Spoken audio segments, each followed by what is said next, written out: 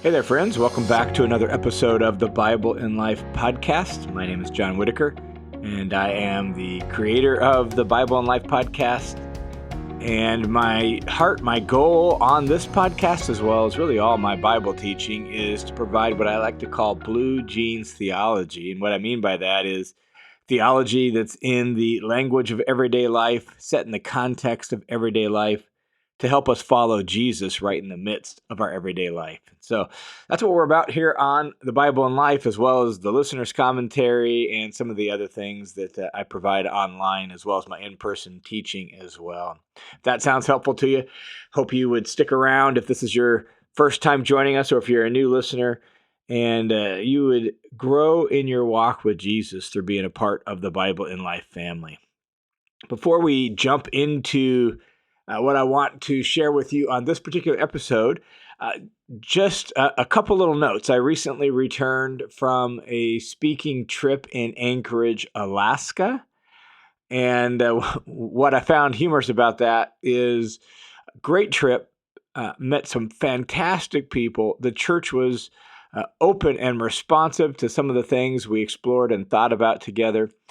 On my return trip home, they sent me home with about 5 or 6 pounds of salmon and 2 pounds of halibut that I carried onto the airplane with in my carry-on baggage and brought it all the way back home with me to Boise, Idaho. So my wife and I have already enjoyed some of that fish and thought that was very generous, but also somewhat funny that I'm carrying frozen fish in my carry-on luggage. And in a few weeks, I will be in Canada, on Prince Edward Island, speaking at a small Bible college's end of the year lecture series. So that's May 6th through 8th. So if you're in that region, I'd love to connect with you. It will be on the website of Maritime Christian College, and you can find it there under the KT Norris Lecture Series. And so if you're interested in joining that, you can look up that information there. I'd love to meet some of you if you're in that part of the world as well. So that's May 6th through 8th, Prince Edward Island. Information at Maritime Christian College's website.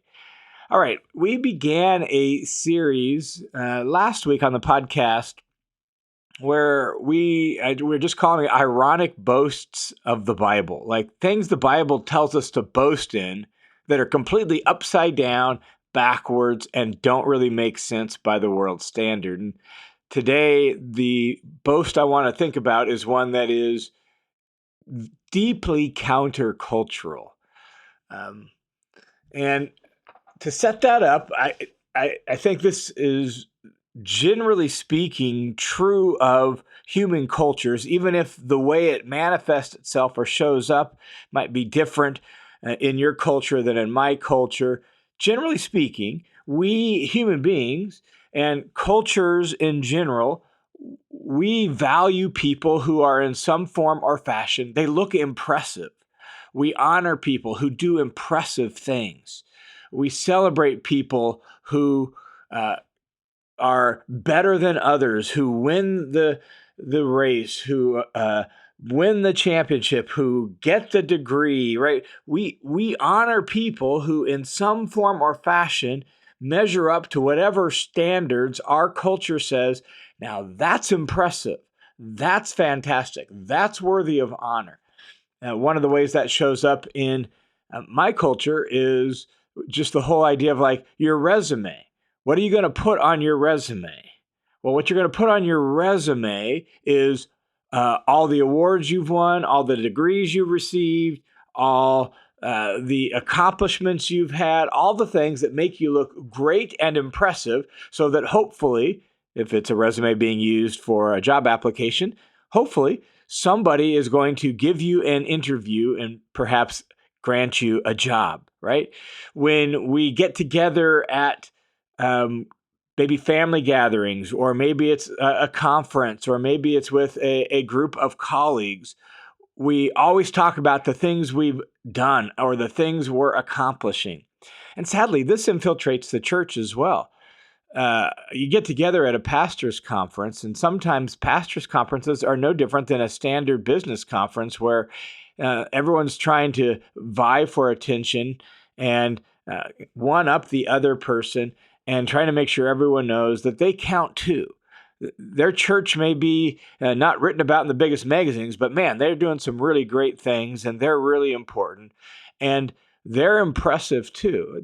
It's this human tendency to want to boast in our achievements, our privileges, our accomplishments, our successes, all the things that make us look good, make us seem important, make us seem valuable to the world around us. And the biblical culture was no different than that. So the boast we want to look at today actually shows up particularly, it shows up in other places, but particularly in Paul's second letter to the Corinthians, 2 Corinthians. And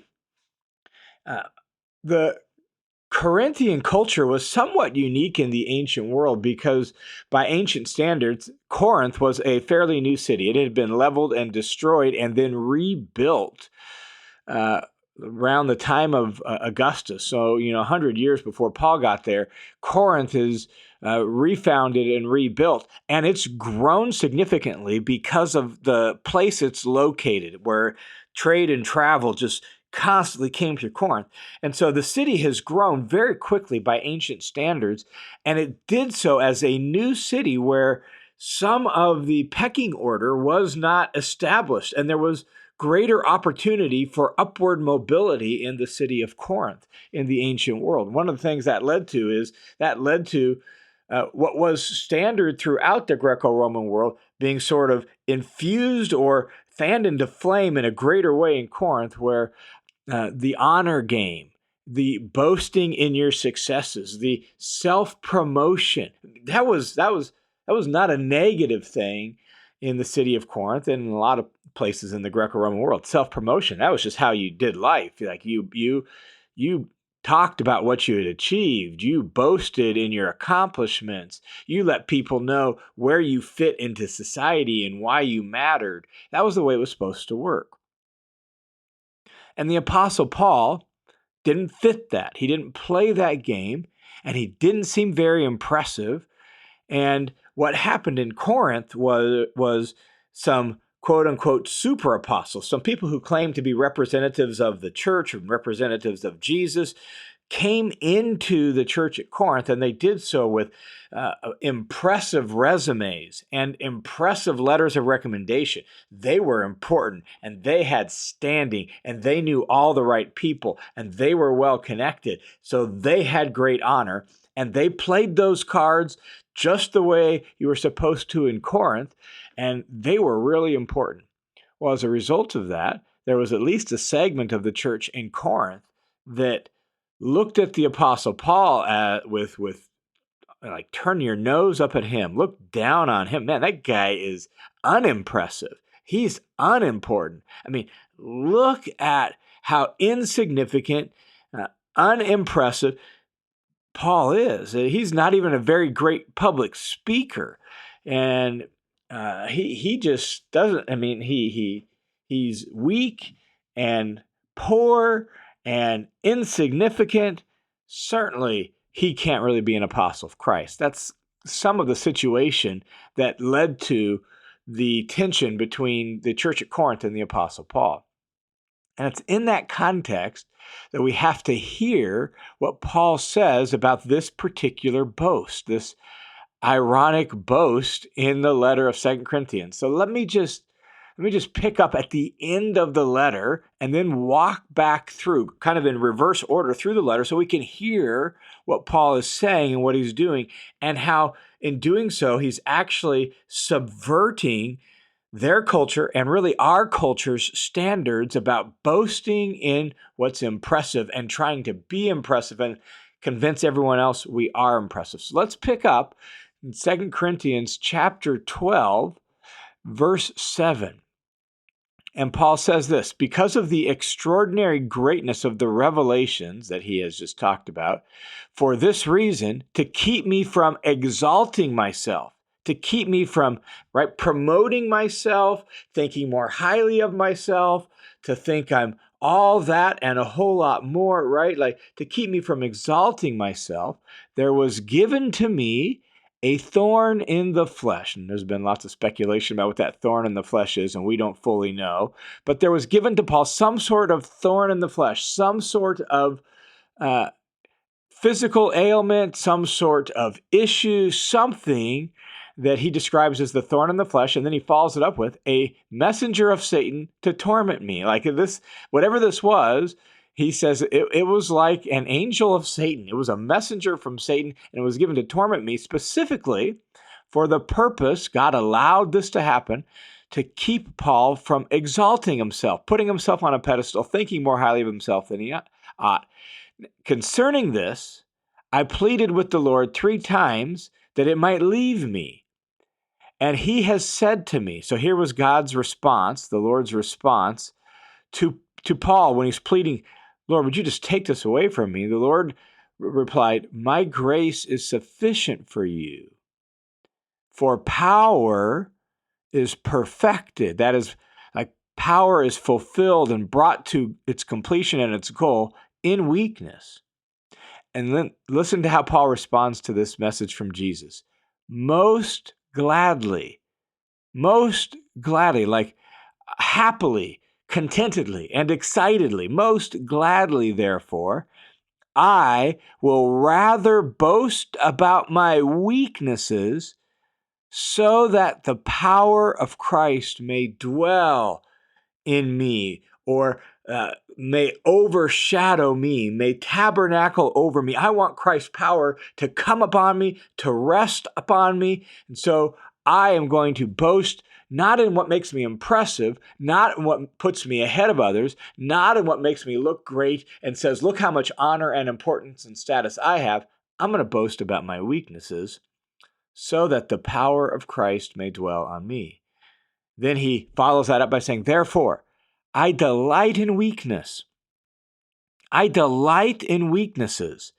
And he then lists off some things that seem to be the kinds of things he has in mind by weaknesses. I delight in weaknesses, in insults, in distresses, in persecutions, in difficulties on behalf of Christ. For when I am weak, then I am strong. That's an incredibly ironic boast. Like, I'm going to boast in what makes me seem weak and unimportant and unimpressive before the standards of the world. I'm going to boast about the things like insults, when people run me down and ridicule me and mock me for my service to Jesus. I'm going to boast about distresses, things that are challenging and hard and difficult in my life. I'm going to boast in persecutions, when I've been in prison, when I've been beaten, when I've been rejected. I'm going to boast in just hardships and difficulties, things that just come about in life that are hard and challenging and difficult. I'm going to boast in those kinds of things. Even though by the standards of Corinth and really by the entire Greco-Roman world, those are the kind of things that would make you say, well, this guy doesn't deserve to be listened to.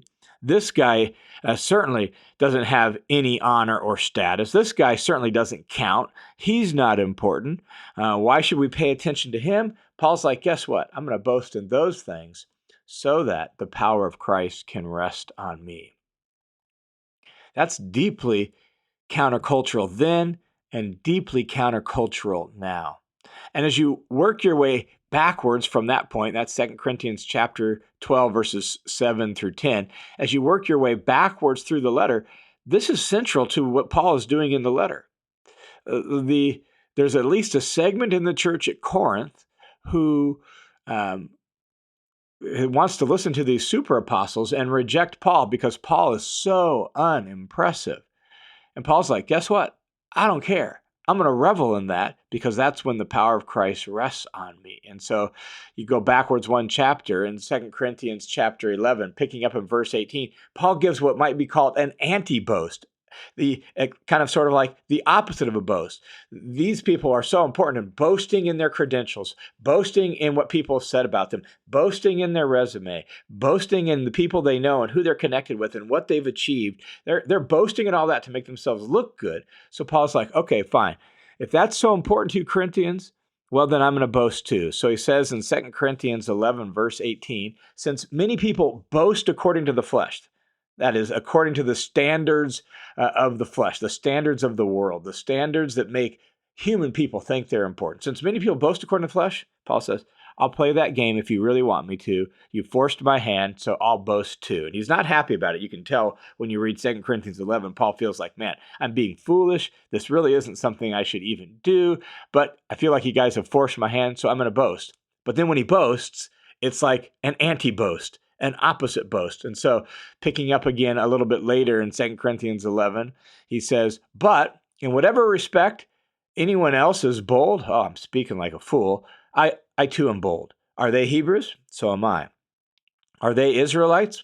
I am too. When he says they, he's referring to these super apostles. Are they descendants of Abraham? Guess what? Me too. Are they servants of Christ? And then Paul says, all right, I'm speaking like a crazy man. I am more so. And how does he prove it? Not with his impressive resume of all the things he achieved, but in the things that would count as weaknesses, the things that would be like the opposite of the kind of things you should boast in.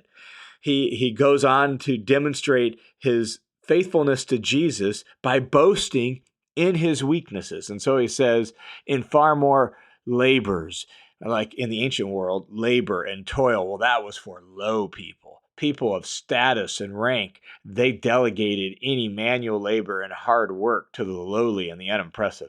In far more labors, in far more imprisonments, beaten times without number. Again, it's like, you think you're so important, Paul? You just keep getting rejected and beaten, often in danger of death. 5 times I received from the Jews 39 lashes. 3 times I was beaten with rods. Once I was stoned nearly to death. 3 times I was shipwrecked. A night and a day I've spent adrift at sea. I've been on frequent journeys and dangers from rivers, dangers from robbers, dangers from my countrymen, dangers from the Gentiles, dangers in the city, dangers in the wilderness, dangers at sea, dangers among false brethren. I've been in labor, hardship. I've suffered through many sleepless nights. I've experienced hunger and thirst, gone without food, in cold and exposure. These are all anti-boasts by the standards of Corinth. In that culture, these are all the kind of things that would have said, it made you shake your head at this guy and just walk away and say, well, no one needs to listen to him. Like, look at this guy. He's a loser. He doesn't count. He doesn't matter. And yet, when Paul says, you force my hand to boast, that's what he boasts in. And then he wraps up the list in verse 30 of chapter 11 by saying, look, if I have to boast, if you want to play that game, then I'm going to boast in what pertains to my weaknesses, to the things that make me look unimpressive and that are unimpressive by the standards of society at large. I will boast in my weakness. You go back to chapter 6 as we continue in reverse order through the letter. And Paul says, I want to give no reason for taking offense in anything so that the ministry will not be discredited. And as you listen to what he says here, he does the same sort of thing. So he says, but in everything, I want to commend myself as a servant of God. How do I do that? And here we begin to hear that for Paul, like, boasting in your weakness is a way of actually demonstrating your service to God, not because it makes you impressive, but because it actually is God himself's way of humbling himself and lowering himself. And so he says, I commend myself as a servant of God in much endurance, inflictions, in hardships, in difficulties, in beatings, in imprisonments, in mob attacks, in labors, in sleeplessness, in hunger, in purity, in knowledge, in patience, in kindness, in the Holy Spirit, and in genuine love, in the word of truth, and in the power of God. Now he continues down through the list and gives more things, right? Like by glory and by dishonor, by evil report, like someone says bad things about us, and good report. People regard us as deceivers, and yet we speak the truth, as unknown to society at large, and yet well known to the people that really matter. As dying, he says, and yet behold, we live. As punished, and yet not put to death. As sorrowful, yet always rejoicing. As poor, we're considered and treated as poor because we have almost nothing, and yet making many people rich. As having nothing, and yet possessing all things. Again, Paul's boasting particularly in his weaknesses, the things that are unimpressive about him, the things that by standard society would have said, okay, this guy doesn't count at all, he's a loser. And Paul's boasting in his weaknesses. And chapter 4, just one more little section where he does this. He says, and in this we begin to hear why this is so important and how this ought to shape our thinking. I've been thinking about this with regard to ministry and the way we talk about ministry and do ministry. Listen to what Paul says in 2 Corinthians 4, picking up in verse 7. We have this treasure. The treasure is the gospel, the glory of God in the face of Christ in context. We have this treasure of God's glory shining out from the face of Jesus, but we have it in earthen containers. That is in clay jars, clay pots that are fragile and easy to break. That's what we are. That's what our physicality is. That's what our humanness is. It's a fragile clay jar. So we have this glory, this treasure in these weak, frail, fragile earthenware jars so that the extraordinary greatness of the power will be of God and not from ourselves. And then he once again lists off his weaknesses. We're afflicted in every way, but not crushed. There's times where we're perplexed and confused, but we don't despair. We're persecuted, but we're never abandoned. We're struck down, knocked down, but guess what? We get back up. We're not destroyed. And then he says this, always carrying about in our bodies the dying of Jesus. Through all these weaknesses, through all these afflictions, through all these ways we look unimpressive, through all these ways we're knocked down, we're carrying around in our very bodily nature the dying of Jesus so that the life of Jesus may also be revealed in and through our body. In other words, by their very suffering and weakness and the frailty of their humanness and the hardships that just come about through life, as well as the persecution and rejection, what Paul says is we're actually not just trying to preach Jesus, his death and resurrection, we're also embodying Jesus' death and resurrection. For Paul, in ministry, part of the reason you boast in your weaknesses is because that means you get to preach by the way you go about your life, by the way you embody what Jesus has done. You very much preach and proclaim through your own body, through your own unimpressiveness and your own suffering, the dying and resurrection of Jesus. For we who live are constantly being handed over to death because of Jesus, so that the life of Jesus may be revealed in our mortal flesh. So death works in us, but life works in you. This is what Paul has in mind when he says, you know what? I delight in my weaknesses. I'm gonna much rather boast in my weaknesses. Why? Because it's an opportunity to embody the death, burial, and resurrection of Jesus. It was Jesus himself who went to the cross, like the most shameful kind of death, the most horrific kind of death a person could experience in Jesus' world. And Jesus went to the cross of his own choosing in submission to the Father's will to redeem and to rescue you and me and this whole world. And what Paul has come to realize is that's God's way. This is how God is. God lowers himself and humbles himself. God presents himself not as glorious and impressive and as great and awesome. God demonstrates his love for us by lowering himself.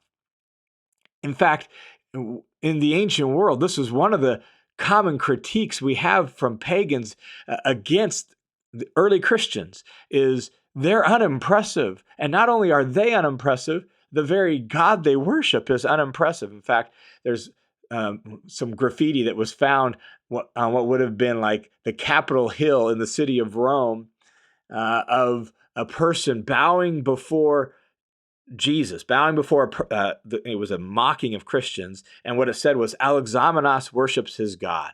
And so this guy's worshiping his God. And what it is a human figure with a donkey's head hanging on a cross. That was the way Christians were viewed. You guys worship a jackass. You worship a donkey. Like, Jesus, God in the flesh, went from highest high to lowest low. He emptied himself and became weak and lowly and unimpressive. And to follow him is to embody the same pattern. And so Paul says, 2 Corinthians chapter 12, he has said to me, my grace is sufficient for you, for power is perfected in weakness. Most gladly, therefore, I will rather boast about my weaknesses, so that the power of Christ may rest upon me. That, my friends, is an ironic boast, but it's a boast that embodies the very way of Jesus. So may we learn the same thing. This is something I've been reflecting on really since working through 2 Corinthians fresh for the listener's commentary. I really was struck by this theme, and I've been just kind of praying through and working through 2 Corinthians multiple times since then, and really praying to the Lord and sharing this with the Lord, like, Lord, I want to be formed in this way. That like Paul, to some degree, I recognize that by embodying the dying of Jesus and the rising of Jesus in my weakness, just my human frailty, as well as other things that make me unimpressive, I can embody the death, burial, and resurrection in such a way that Christ's power might rest in me and upon me and be glorified through me. And may it be true of each and every one of us as we seek to follow Jesus, who gave himself up for us. All right, thanks for tuning into the Bible in Life podcast. This podcast is made possible by the faithful support and gracious prayers of dozens and dozens of people. So thanks a ton for your support, and I look forward to talking with you again next week.